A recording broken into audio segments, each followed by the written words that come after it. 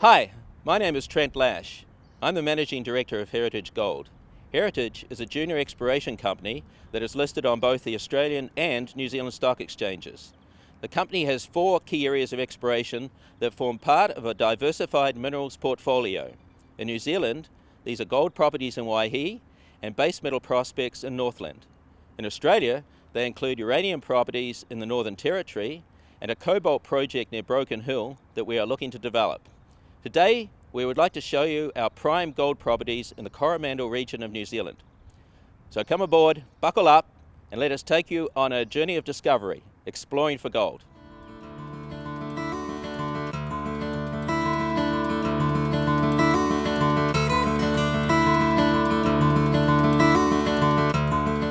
The Coromandel goldfields of New Zealand include over 9,300 hectares of some of the most awe-inspiring and rugged slopes in the country. However, in 150 years of mining, these hills have not given up their riches easily. The miners were to learn that its treasure lay in narrow quartz veins held in volcanic dacite rock formations harder than the steel of their picks and high in mountainous terrain.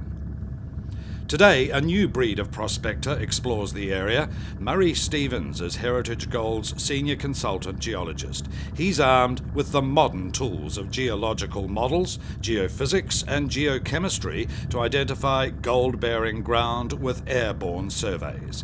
Heritage Gold is the second largest landholder of exploration permits in the Coromandel.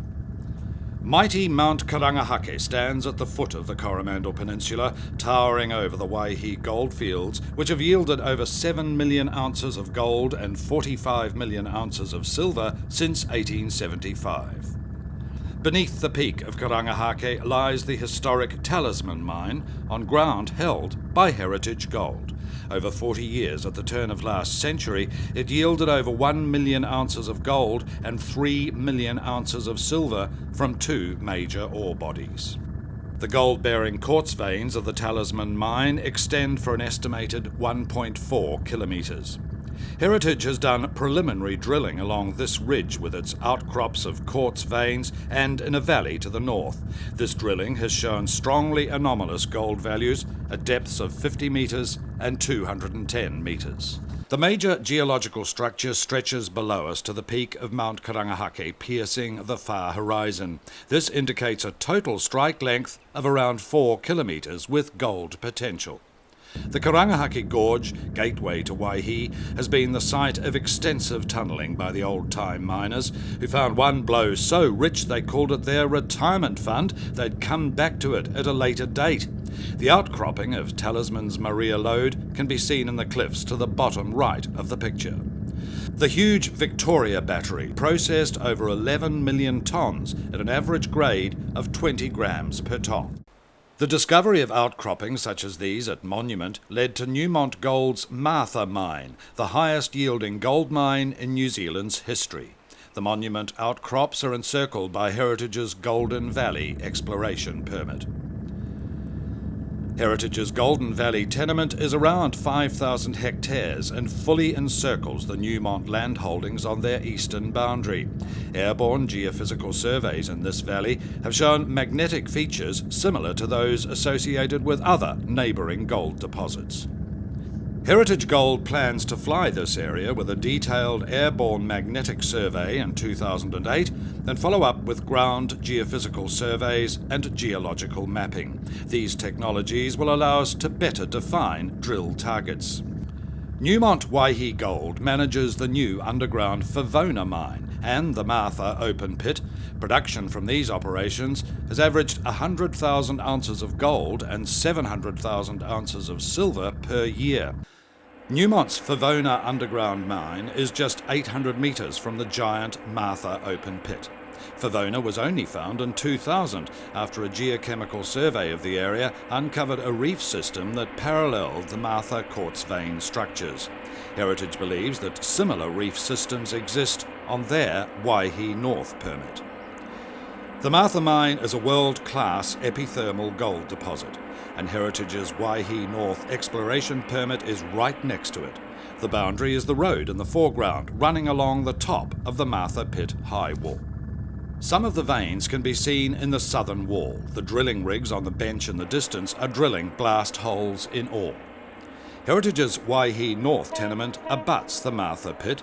Heritage has drilled 2 holes within 500 metres of the pit, pointing back towards that pit wall, and found evidence of hydrothermal alteration. The company hopes to find repetitions of the same gold-bearing vein structures found in the Martha pit.